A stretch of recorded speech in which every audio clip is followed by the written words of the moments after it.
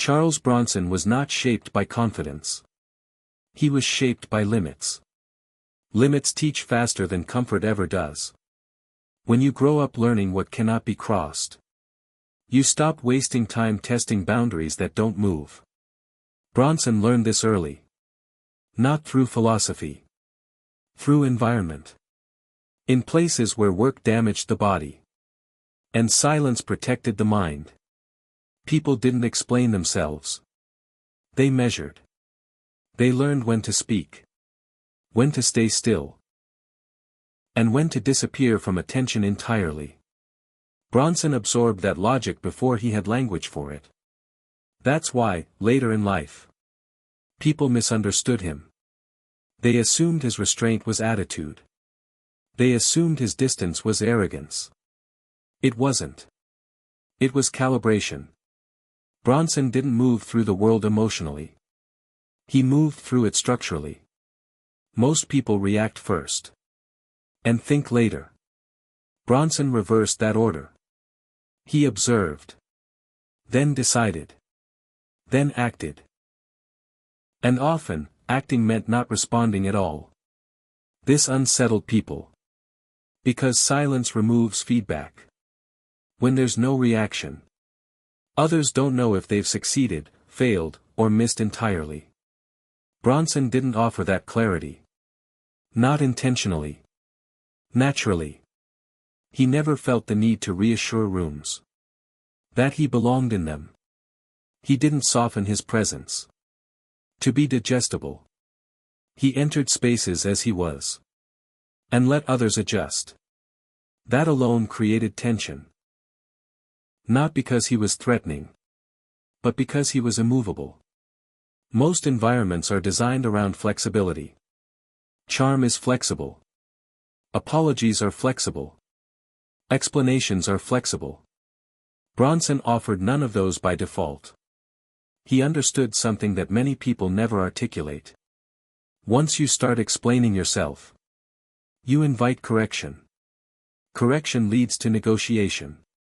Negotiation leads to erosion. Bronson refused erosion. So he limited access. Not dramatically. Not defensively. Precisely. People could see him.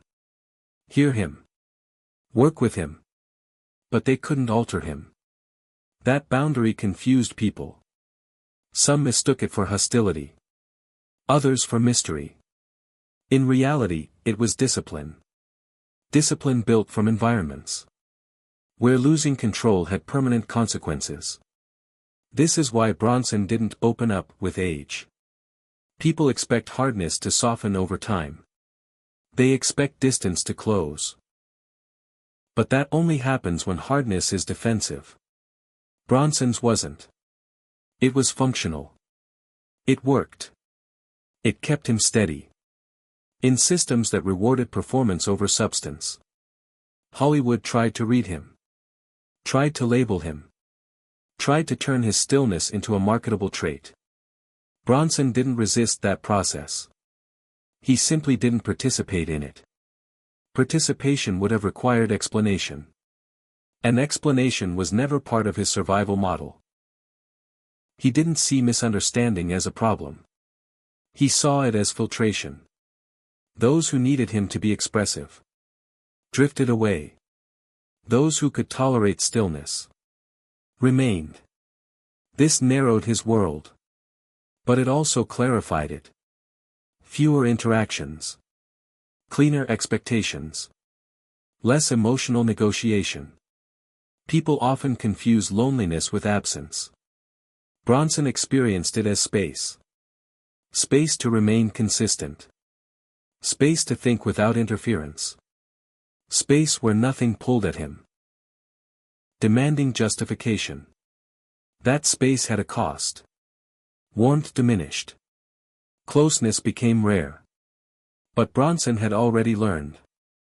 That warmth without boundaries burns. So he chose the version of life that preserved structure over the one that promised comfort.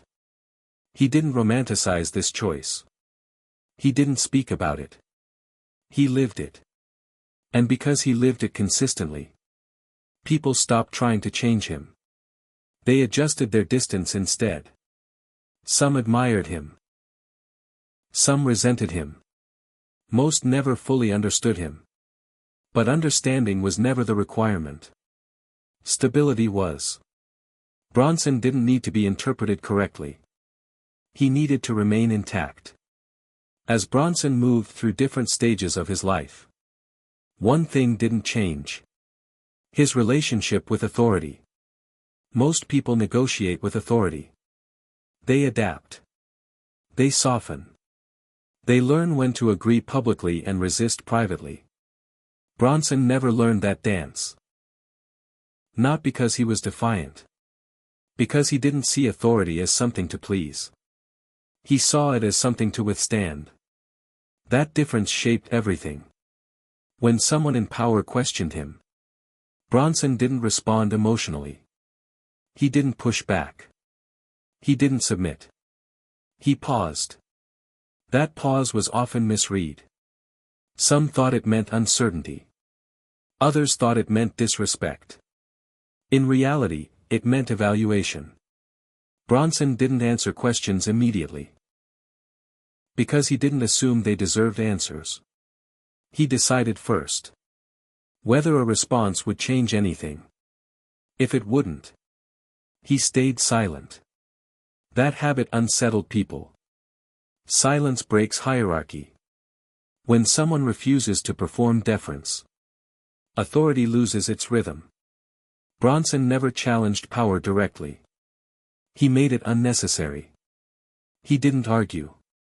He didn't convince. He simply continued unchanged. That is harder to deal with than opposition. Opposition gives you something to fight.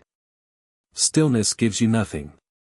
People tried to interpret his restraint as emotional distance. But restraint was not emotional. It was operational. He conserved energy. Because energy spent unnecessarily couldn't be recovered. This mindset made him efficient. And difficult. Efficient because he didn't waste himself. Difficult because he didn't play roles. Most systems rely on role play. Friendly subordinate. Agreeable partner. Grateful participant. Bronson didn't occupy those roles. He occupied space. And space, when it isn't explained, becomes uncomfortable. People began projecting onto him. They assumed he was angry. Or disappointed. Or judging. Bronson rarely corrected those assumptions. Correction requires emotional labor. He didn't see that labor as his responsibility. Over time, projection replaced knowledge. People talked about him more than they talked with him. Stories formed. Some exaggerated his toughness. Others framed him as impossible. Both missed the point. Bronson wasn't extreme. He was consistent. Consistency exposes inconsistency in others. When someone remains the same, while you are adjusting constantly, the contrast becomes uncomfortable. People began to measure themselves around him. They watched how they spoke, what they revealed, how much they gave. Bronson didn't ask for that attention. But he didn't relieve it either. He understood that once people start calibrating themselves, you've already changed the room. And changing the room was never his goal. Staying unchanged was. That choice had long-term consequences. Relationships became fewer, but more stable. Conversations became shorter, but more honest. There was less emotional exchange, but also less confusion. Bronson didn't seek emotional closeness through constant contact. He valued reliability. Show up when it matters. Say little. Leave no doubt. That approach works well in high-pressure environments. It works less well in emotionally expressive ones. Bronson accepted that mismatch. He didn't expect the world to be organized around his preferences. He simply organized himself so he wouldn't collapse inside it. This is where people often misunderstand him most. They assume his strength was a reaction to the world. It wasn't. It was preparation. He didn't harden himself after being disappointed. He structured himself so disappointment wouldn't destabilize him in the first place. That foresight is rare. Most people react. Bronson preempted. And preemption looks like distance to those who live reactively. By the time others noticed the gap, it was already structural. Not something that could be closed with conversation. Not something that could be fixed with explanation. It was the result of years of choosing control over comfort. And once that choice is repeated often enough, it becomes identity. Not something you announce. Something you embody. What eventually became clear was that Bronson wasn't building a persona. He was maintaining a system. A system designed to hold under pressure. Most people build their lives around interaction, feedback, response, validation. Bronson built around durability. Durability doesn't ask to be liked. It asks to be reliable. That distinction shaped how he aged. People expected time to soften him, to round his edges, to make him more accessible. But accessibility was never his goal. Consistency was. And consistency doesn't erode with time, if it's built correctly. Bronson didn't mellow because there was nothing to mellow. He wasn't holding tension. He was holding alignment. Alignment between who he was and how he behaved. No split. No private version. No performance layered over reality. Just one posture. Repeated over decades. That repetition confused people. They looked for an arc. A transformation. A turning point. There wasn't one. Because his structure wasn't reactive. It didn't respond to praise. It didn't adjust to rejection. It simply stayed. This is where people often project meaning. They assume distance equals bitterness. That restraint equals unresolved anger. But Bronson wasn't carrying resentment. Resentment requires expectation. He had already released that. He didn't expect the world to understand him. He didn't expect relationships to fill him. He didn't expect recognition to validate his choices. Those expectations create fragility. Bronson avoided fragility. Not aggressively. Intentionally. He accepted that his way of moving would limit closeness. He also accepted that closeness wasn't worth instability. That acceptance is what people mistake for hardness. In reality, it's clarity. Clarity about what you need to remain functional. Clarity about what costs too much. Bronson didn't believe every emotion deserved expression.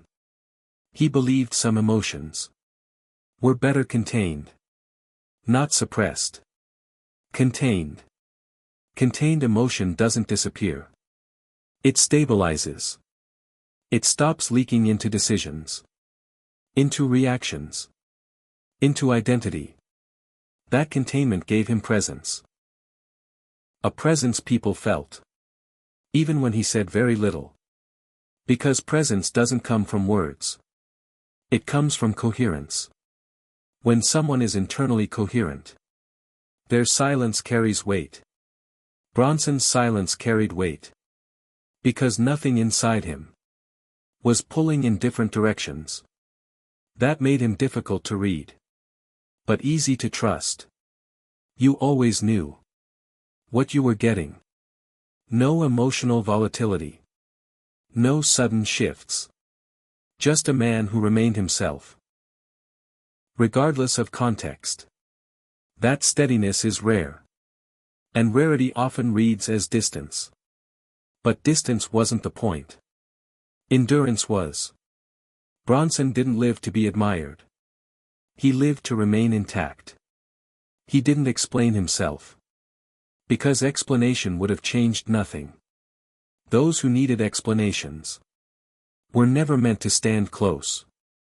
Those who stayed didn't require them.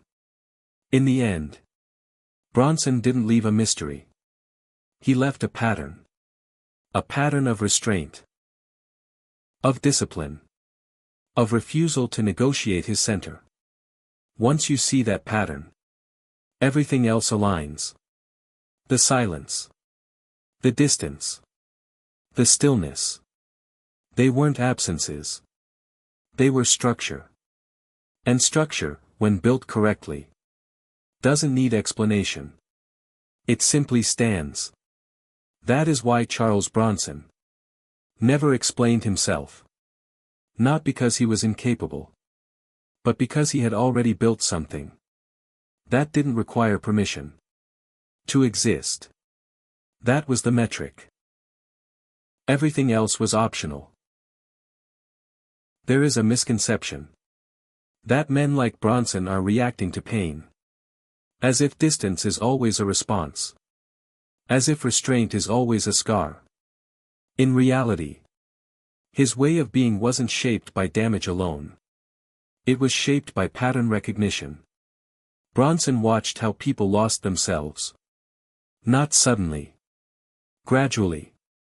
He noticed how small compromises stacked quietly. How people explained themselves once.